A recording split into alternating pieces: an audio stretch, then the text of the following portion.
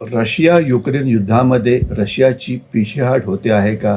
कारण पुतिन यांनी पण मान्य केलं आहे, की सध्या रशिया मोठ्या अडचणीमध्ये आहे. याचं उत्तर म्हटलं तर होय आणि नाही असं दोन्ही पण आहे. नंबर 1, लष्करी स्तरावरती रशियाला काही निर्णायक विजय मिळालेला नाही आहे. 2026 मध्ये जे युद्ध चाललेलं आहे, त्यामध्ये त्यांची प्रगती अतिशय संथ आहे आणि युक्रेनच्या प्रति हल्ल्यामुळे रशियाची प्रगती थांबलेली आहे.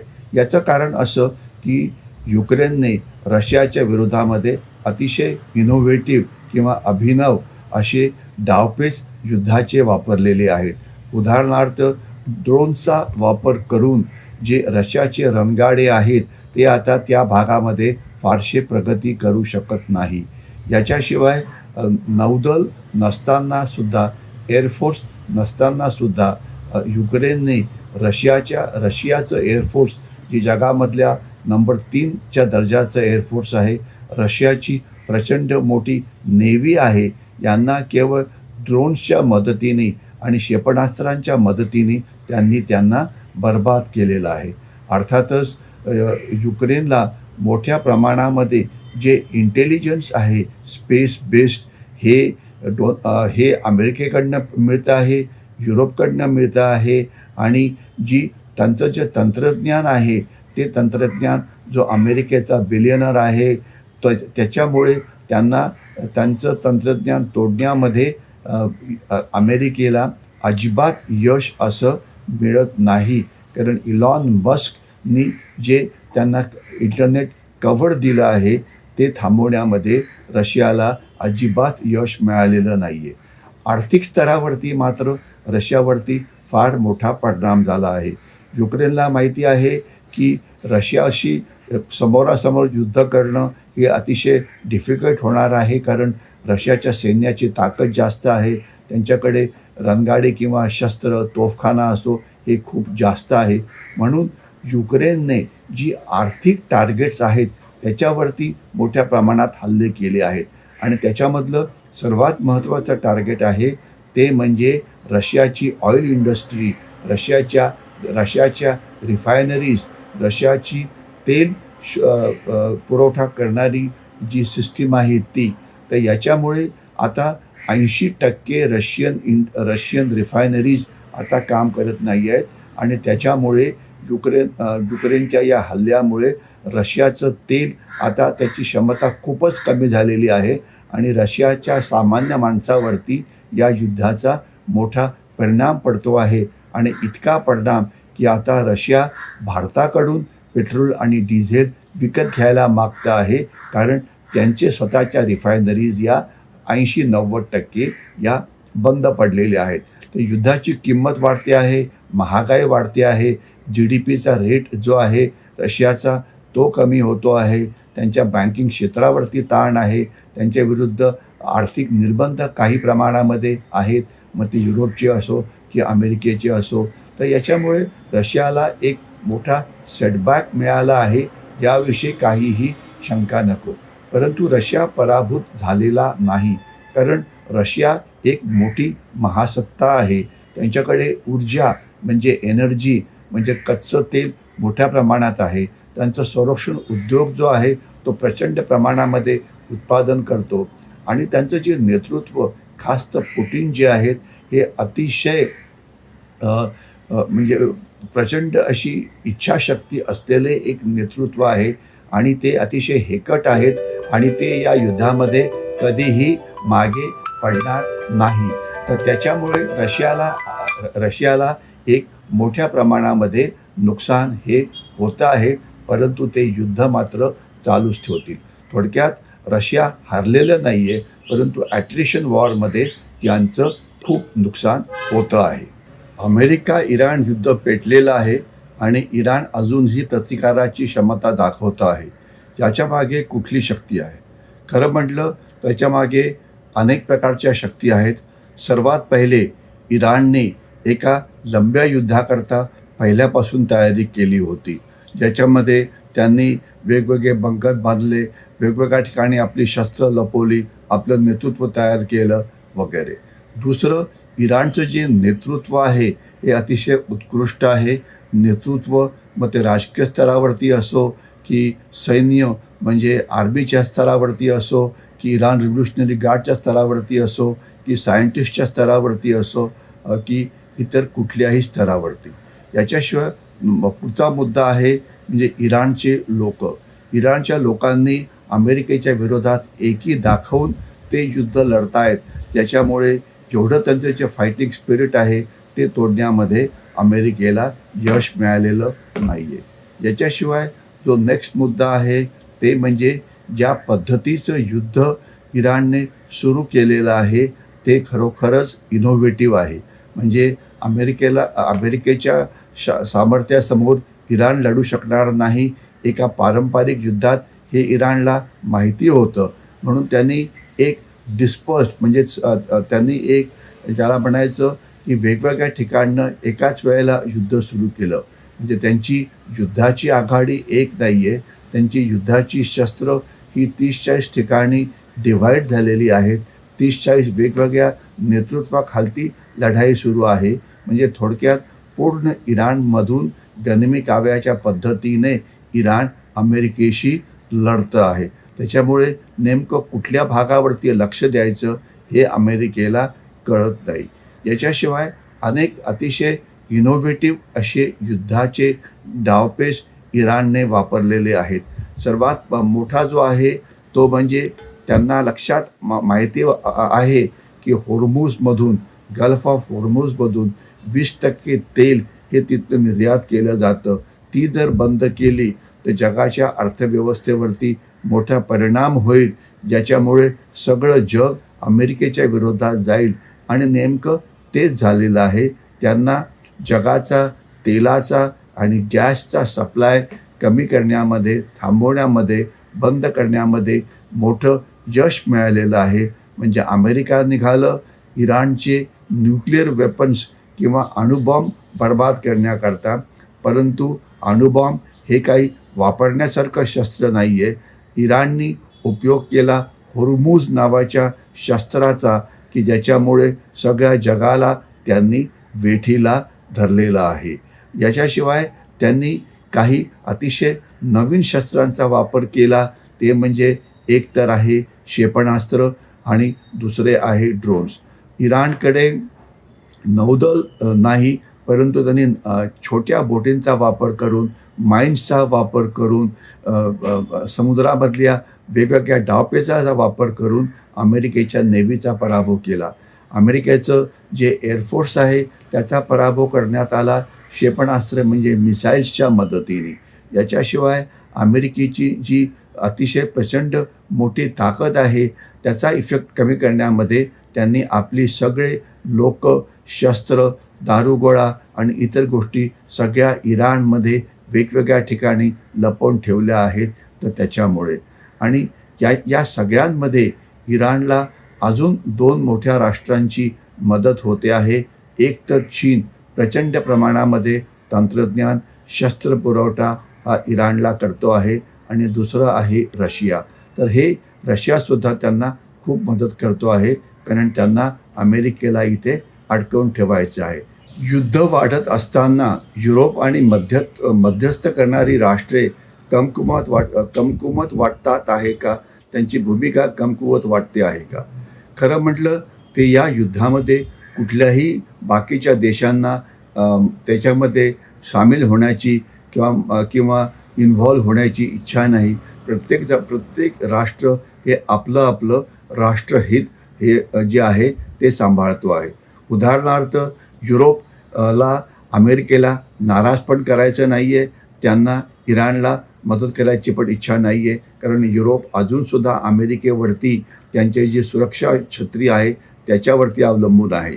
याच्याशिवाय युरोपमध्ये फ्रान्स, इटाली, जर्मन जी राष्ट्र आहेत किंवा जे ईस्ट युरोपियन कंट्रीज आहे प्रत्येकाची धोरणं वेगवेगळी आहेत आणि जी 34-35 राष्ट्र आहे या सगळ्यांचं एकत्र मिळून असं धोरण नाही. आणि तिसरी गोष्ट म्हणजे की आर्थिक मर्यादा आणि ऊर्जा सुरक्षा. युक्रेन युद्धामुळे सध्या युरोप आधीच आर्थिक दबावाखालती आहे आणि त्याच्यामुळे नवीन संघर्ष म्हणजे इराण अमेरिका युद्धामध्ये त्यांना अडकायची अजिबात इच्छा नाही. युरोपच्या शिवाय जे इतर मध्यस्थ करणारी राष्ट्र आहे ती म्हणजे म्हणजे जी आखाती देश आहेत, कतार आहे, ओमान आहे, तुर्की आहेत, हे संवादाचं एक माध्यम बनू शकतात. त्यांच्याकडे काही प्रमाणामध्ये इराण किंवा अमेरिकेवरती दबाव टाकण्याची ताकद आहे, परंतु ते याच्यात जास्त इन्व्हॉल्व व्हायला मागत नाही आहे. त्यांना या युद्धापासून वेगळंच राहायचं आहे आणि केवळ आपला आर्थिक विकास हा साधायचा आहे. फार तर ही राष्ट्र काही प्रमाणामध्ये इराणला किंवा अमेरिकेला मदत करू शकतील, परंतु युद्धात सामील होणार नाही आणि जास्त सिरियसली हे युद्ध थांबवण्याचा प्रयत्नसुद्धा करणार नाही. त्याच्यामुळे तसं म्हटलं तर युरोप हा कमकुवत नाही आहे, परंतु ते स्ट्रॅटेजिक मदत द्यायच्या ऐवजी एक ते सपोर्टिंग भूमिका अशी अदा करता आहेत. म्हणजे जास्त मध्यस्थ न पडता केवळ डिप्लोमसी म्हणजे मुत्सद्देगिरीचा वापर करून दाखवायचं आहे की आपण युद्ध थांबवण्याचा प्रयत्न करतो आहे, परंतु जमिनीवरती फारशी काहीही कारवाई करायची नाही. तर यामुळे हे युद्ध काही थांबायला तयार नाही. रशिया युक्रेन युद्धामध्ये रशियाची पिछेहाट होते आहे का? कारण पुतिन यांनी पण मान्य केलं आहे की सध्या रशिया मोठ्या अडचणीमध्ये आहे. याचं उत्तर म्हटलं तर होय आणि नाही असं दोन्ही पण आहे. नंबर एक, लष्करी स्तरावरती रशियाला काही निर्णायक विजय मिळालेला नाही आहे. 2026मध्ये जे युद्ध चाललेलं आहे त्यामध्ये त्यांची प्रगती अतिशय संत आहे आणि युक्रेनच्या प्रति हल्ल्यामुळे रशियाची प्रगती थांबलेली आहे. याचं कारण असं की युक्रेनने रशियाच्या विरोधामध्ये अतिशय इनोव्हेटिव्ह किंवा अभिनव असे डावपेच युद्धाचे वापरलेले आहेत. उदाहरणार्थ ड्रोनचा वापर करून जे रशियाचे रणगाडे आहेत ते आता त्या भागामध्ये फारसे प्रगती करू शकत नाही. याच्याशिवाय नौदल नसतानासुद्धा, एअरफोर्स नसतानासुद्धा युक्रेनने रशियाचं एअरफोर्स जी जगामधल्या नंबर 3च्या दर्जाचं एअरफोर्स आहे, रशियाची प्रचंड मोठी नेव्ही आहे, यांना केवळ ड्रोन्सच्या मदतीने आणि क्षेपणास्त्रांच्या मदतीने त्यांना बरबाद केलेलं आहे. अर्थातच युक्रेनला मोठ्या प्रमाणामध्ये जे इंटेलिजन्स आहे स्पेस बेस्ड हे अमेरिकेकडनं मिळतं आहे, युरोपकडनं मिळतं आहे आणि त्यांचं जे तंत्रज्ञान आहे ते तंत्रज्ञान जो अमेरिकेचा बिलियनर आहे त्याच्यामुळे त्यांचं तंत्रज्ञान तोडण्यामध्ये अमेरिकेला अजिबात यश असं मिळत नाही. कारण इलॉन मस्कनी जे त्यांना इंटरनेट कव्हर दिलं आहे ते थांबवण्यामध्ये रशियाला अजिबात यश मिळालेलं नाही आहे. आर्थिक स्तरावरती मात्र रशियावरती फार मोठा परिणाम झाला आहे. युक्रेनला माहिती आहे की रशियाशी समोरासमोर युद्ध करणं हे अतिशय डिफिकल्ट होणार आहे, कारण रशियाच्या सैन्याची ताकद जास्त आहे. त्यांच्याकडे रणगाडे किंवा शस्त्र, तोफखाना असो हे खूप जास्त आहे. म्हणून युक्रेनने जी आर्थिक टार्गेट्स आहेत त्याच्यावरती मोठ्या प्रमाणात हल्ले केले आहेत आणि त्याच्यामधलं सर्वात महत्त्वाचं टार्गेट आहे ते म्हणजे रशियाची ऑइल इंडस्ट्री, रशियाच्या रिफायनरीज, रशियाची तेल पुरवठा करणारी जी सिस्टीम आहे ती. तर याच्यामुळे आता 80% रशियन रिफायनरीज आता काम करत नाही आहेत आणि त्याच्यामुळे युक्रेनच्या या हल्ल्यामुळे रशियाचं तेल आता त्याची क्षमता खूपच कमी झालेली आहे आणि रशियाच्या सामान्य माणसावरती या युद्धाचा मोठा परिणाम पडतो आहे. आणि इतका परिणाम की आता रशिया भारताकडून पेट्रोल आणि डिझेल विकत घ्यायला मागतं आहे, कारण त्यांचे स्वतःच्या रिफायनरीज या 80-90% या बंद पडलेल्या आहेत. तर युद्धाची किंमत वाढते आहे, महागाई वाढते आहे, GDPचा रेट जो आहे रशियाचा तो कमी होतो आहे, त्यांच्या बँकिंग क्षेत्रावरती ताण आहे, त्यांच्या विरुद्ध आर्थिक निर्बंध काही प्रमाणामध्ये आहेत, मग ते युरोपचे असो की अमेरिकेचे असो. तर याच्यामुळे रशियाला एक मोठा सेटबॅक मिळाला आहे याविषयी काहीही शंका नको. परंतु रशिया पराभूत झालेला नाही, कारण रशिया एक मोठी महासत्ता आहे. त्यांच्याकडे ऊर्जा म्हणजे एनर्जी म्हणजे कच्चं तेल मोठ्या प्रमाणात आहे. त्यांचं संरक्षण उद्योग जो आहे तो प्रचंड प्रमाणामध्ये उत्पादन करतो आणि त्यांचं जे नेतृत्व खास तर पुटिन जे आहेत हे अतिशय अ, म्हणजे प्रचंड अशी इच्छाशक्ती असलेले एक नेतृत्व आहे आणि ते अतिशय हेकट आहेत आणि ते या युद्धामध्ये कधीही मागे पडणार नाही. तर त्याच्यामुळे रशियाला एक मोठ्या प्रमाणामध्ये नुकसान हे होतं आहे, परंतु ते युद्ध मात्र चालूच ठेवतील. थोडक्यात रशिया हरलेलं नाही आहे, परंतु ॲट्रिशन वॉरमध्ये त्यांचं खूप नुकसान होतं आहे. युक्रेन अधिक आक्रमक होतो आहे का, यामागे कोणाचा हात आहे? भविष्यामध्ये रशियाच्या विरुद्ध आक्रमक कारवाई केली जाईल का? ही आक्रमक कारवाई करण्यामध्ये कोणाचा हात? युरोपचा की अमेरिकेचा की युक्रेनचा? तसं म्हटलं तर याच्यामागे अनेक कारणं आहेत. युक्रेनचं कौतुक अशाकरता करायला पाहिजे की जे झेलेन्स्की त्यांचे जे नेतृत्व आहे त्यांनी मोठं अतिशय म्हणजे चांगलं नेतृत्व त्यांनी युक्रेनला देण्यात त्यांना यश मिळालेलं आहे. दुसरं आहे युक्रेनचे प्रत्येक नागरिक या युद्धामध्ये भाग घेत आहेत, तर त्याच्यामुळे युक्रेनची ताकद वाढलेली आहे आणि इतकं नुकसान होऊनसुद्धा युक्रेनचे सैनिक लढायला तयार आहेत. मात्र रशियाचे जे सैनिक आहेत ते लढण्याकरता तयार नाहीत आणि रशियाला भाडोत्री सैनिक अनेक वेळा आणावे लागत आहेत. मग ते युरोपमधले असो की मध्य पूर्वेतले असो. एवढंच की त्यांनी त्यांच्याकडे त्यांच्या जेलमध्ये असलेले जे 8-9 लाख कैदी होते त्यांना पण त्यांनी युद्धात सामील होण्यात भाग पाडलेला आहे की जर तुम्ही युद्धात भाग घेतला तर तुम्हाला आम्ही जेलमधनं कायमचं सोडून देऊ वगैरे. तर याच्यामध्ये थोडक्यात युक्रेनच्या लोकांचं जे फायटिंग स्पिरिट आहे, लढण्याची क्षमता आहे, याचं कौतुक करायला पाहिजे. याच्याशिवाय अमेरिका मोठ्या प्रमाणामध्ये युक्रेनला गुप्तहेर माहिती देत आहे, उपग्रहाची माहिती देत आहे, प्रशिक्षण आणि शस्त्र पुरवठा करते आहे. तर याच्यामुळे युक्रेनची क्षमता जी आहे ती अर्थातच वाढलेली आहे. जोपर्यंत युरोप आहे, युरोपची जी मोठी राष्ट्र आहेत, फ्रान्स आहे, जर्मनी आहे, ब्रिटन आहे, इटाली आहे, हे मोठ्या प्रमाणामध्ये आर्थिक मदत करत आहेत युक्रेनला, हवाई संरक्षण पुरवत आहेत, लष्करी उपकरणं आणि दारुगोळा पुरवठा आहेत.